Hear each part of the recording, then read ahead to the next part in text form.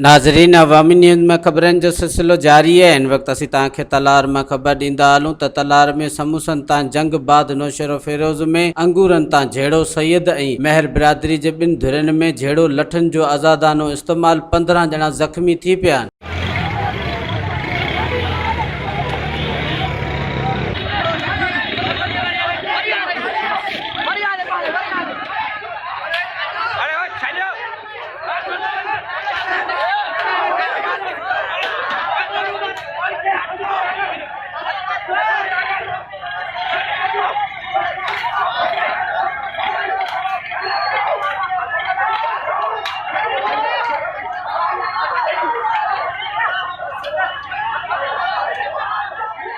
मज़ीद खबरों और तफसीलात के लिए विज़िट करें हमारी वेबसाइट www.awamiNewsHD.com।